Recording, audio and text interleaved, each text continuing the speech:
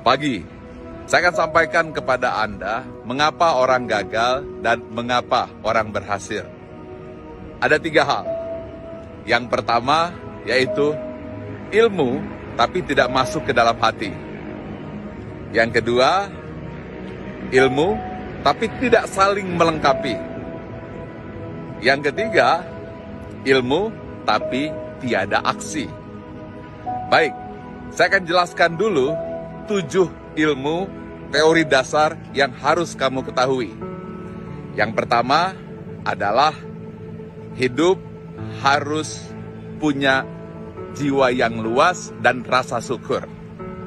Yang kedua, hidup harus punya rasa cinta, mengasihi, dan harus senantiasa memberi.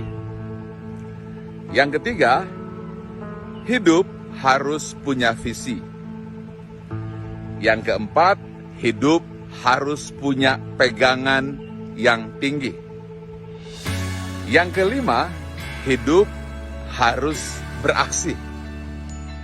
Yang keenam, hidup harus memperbaiki diri, ambil yang baik saja. Yang ketujuh, hidup harus mampu mendeteksi dan membuang sikap dan tindakan yang buruk. Nah, pertanyaannya adalah bagaimana supaya ini masuk ke hati? Jawabannya adalah repetisi atau pengulangan. Nah, pengulangannya seperti apa? Saya akan berikan kepada Anda 7 ayat yang harus dibaca berulang-ulang dan masukkan ke dalam hati agar bisa menjadi aksi.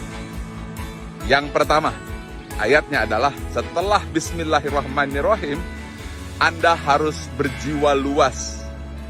Yang disebut dengan hati yang lapang, penuh rasa syukur. Anda harus baca Alhamdulillahirabbil alamin. Yang kedua, hati penuh cinta, senantiasa memberi. Anda harus membaca Ar-Rahmanir-Rahim. Yang ketiga, visioner, bukan hanya dunia, sampai akhirat. Anda harus ucapkan Maliki Yaumiddin. Yang keempat, Anda harus punya integritas, komitmen kepada yang maha tinggi. Bacaannya, Iyyaka na'budu wa iyyaka nasta'in. Yang kelima, Anda harus action, jangan hanya teori. Lakukan dengan sepenuh jiwa. Ucapkan dari dalam suara perut. Ucapkan, Ihdinas sirotol mustaqim. Yang keenam, Anda harus senantiasa evaluasi diri.